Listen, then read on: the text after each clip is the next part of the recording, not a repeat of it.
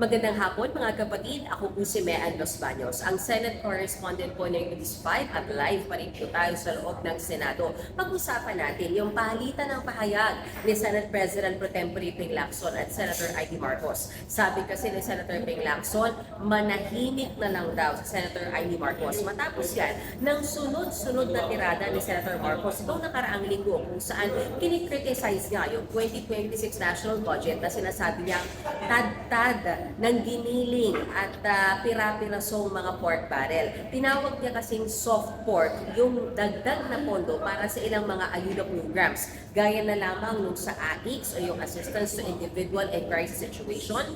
Nandyan din yung dagdag na pondo para sa MAIFIP o yung medical assistance at yung tupad o yung tulong para sa mga displaced workers. Ang sinasabi ngayon ni Senator Ping Lacson, wala raw moral ascendancy si Senator Amy Marcos na i-criticize yung 2026 national budget. Bakit? Dahil miyembro daw siya ng Bicameral Conference Committee na siyang nagsinsi ng 2026 budget. At kung totoo daw na may pork barrel sa loob, ang tanong ni Senator Ping, bakit hindi kinwestiyon ni Senator Amy noong dinidinig ng BICAM o nung ba nagdedebatehan sa BICAM itong 2026 budget? Bakit pagkatapos ito mapirmahan, doon lang daw sinabi ni Senator Amy na meron palang pork barrel sa loob ng 2026 budget? Isa pang hirit ni Senator Ping Lacson, bakit daw tila pinag-iinitan o pinagigilan ni Senator Amy yung mga ayuda programs samantalang lagi daw siyang present o madalas daw ay present siya sa pamamahagi ng nasabing mga ayuda o yung mga tinatawag na cash aid. Pero si Senator Amy gumanti rin ng pahayag at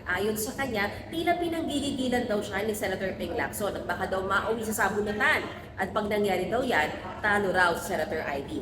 Samantala, itinanggi ni Senator Ping Lacson yung sinasabi ni Senator Amy Marcos na pinipigilan silang iugnay yung matataas na opisyal ng gobyerno pagdating sa flood control hearing dito sa Senado, yung Senate Ribbon Committee, at particular daw ang pangalan ni dating Speaker Martin Romualdez. Sabi ni Senator Ping Lacson, hindi yan totoo. At paano raw ba masasabi ni Senator Amy na may pressure laban sa kanya, gayong hindi daw siya umaattend sa mga hearing ng Senado. Magiging Senate President Tito Soto, umalma na rin sa mga sinasabi ni Senator Amy. Ayon sa kanya, unfair at baseless yung mga akusasyon ni Senator Amy pagdating sa 2026 budget. Nauna rin sinabi kasi ni Senator Amy Marcos na baka posibleng magamit yung ilang mga pondo sa ayuda programs para sa ilang gawaing pampolitikal, gaya na lamang ng pagpapagulong ng impeachment complaint laban kay VP Sara Duterte. Bagay na itinanggi ni Senate President Tito Soto, anya, hindi raw yan totoo, walang usapin o walang pag-uusap kaugnay sa impeachment kung binubuo ang budget at baka daw paranoid lang yung ibang mga senador. So ito yung mga aabangan nating mga storya sa mga susunod na araw, sakasakali magbibigay pa ng pahayag sila Senator Amy Marcos at Senator Ping Lacson. Samantala, sa darating na Lunes, January 19, itutuloy po ng Senate Ribbon Committee ang pagdinig nito kaugnay sa flood control issue kung saan iimbitahan ng ilang mga dating opisyal ng DPWH kasama na si dating Secretary Manuel Bunoan, gayon din o si Dorong ipatawag si Congressman Teviste. Yan muna ang latest mula dito sa Senado. Ako po si Mean Los Baños, ang Senate Correspondent po ng News 5. Magbabalik pa ako sa iba pong mga updates.